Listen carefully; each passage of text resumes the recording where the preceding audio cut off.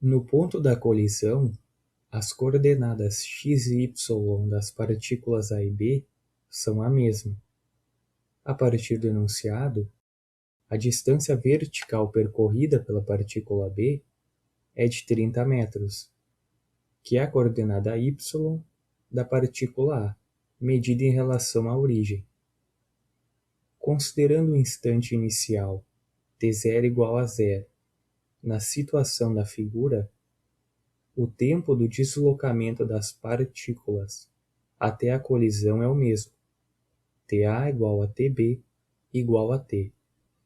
Decompondo a aceleração para obter as suas componentes, observando que forma-se um triângulo retângulo, na componente em que o ângulo está colado, usa-se o cosseno. Então, a componente x da aceleração, ax, é a vezes o seno de θ, que é o cateto oposto ao ângulo, e a y, que é o cateto adjacente ao ângulo, é igual ao módulo de A vezes o cosseno de θ. Analisando os movimentos separadamente, em apenas um eixo por vez, é possível empregar as equações do capítulo 2, em especial as com aceleração constante.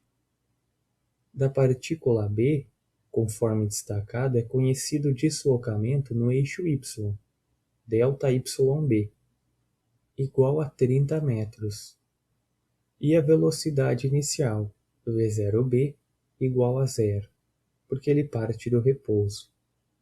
Com isso, tem-se uma expressão para a componente da aceleração a partir da equação 2.15.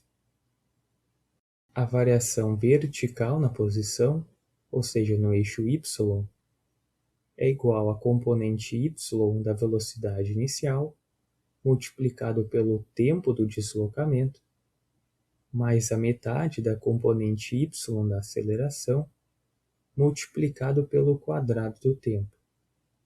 Como não há velocidade inicial, a variação vertical da posição da partícula B é igual à metade da componente y da sua aceleração, multiplicado pelo quadrado do tempo.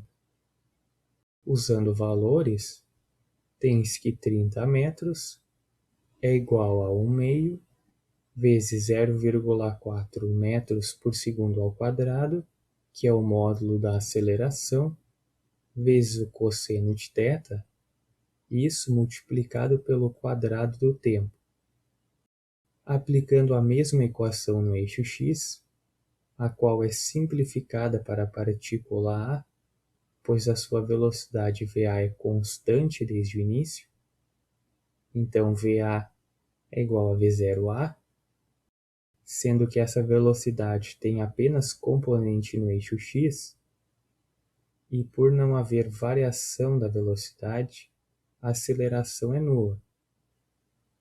E para a partícula B, essa equação é simplificada porque ela não tem velocidade inicial.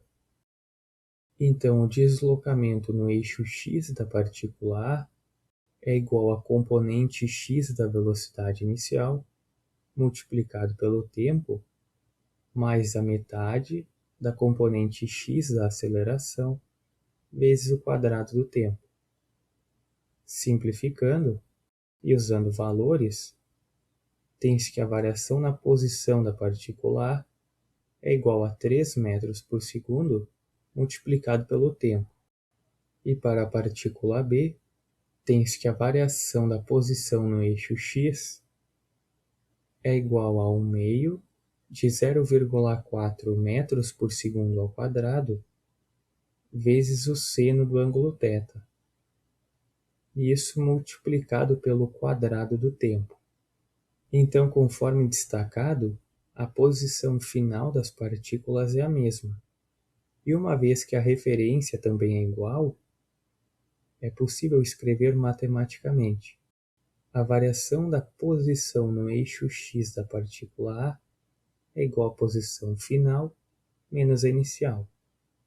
E a variação da posição no eixo x da partícula B é a sua posição final menos a sua posição inicial. Como a coordenada x inicial é a mesma, e nessa posição, que é a origem do plano cartesiano, as posições iniciais são iguais a zero. Então, igualando a posição final da partícula A à posição da partícula B, 3 metros por segundo multiplicado pelo tempo t é igual a metade de 0,4 metros por segundo ao quadrado vezes o seno de θ, e isso tudo multiplicado pelo quadrado do tempo. A variável t em ambos os lados, então ela pode ser simplificada, e tens que t é igual a 15 sobre o seno de θ segundo.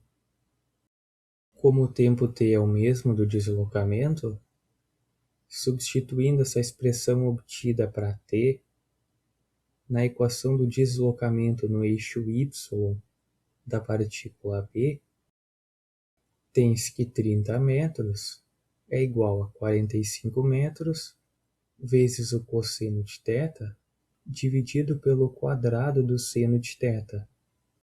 Aplicando a identidade trigonométrica presente no apêndice E, o quadrado do seno de θ mais o quadrado do cosseno de θ é igual a 1.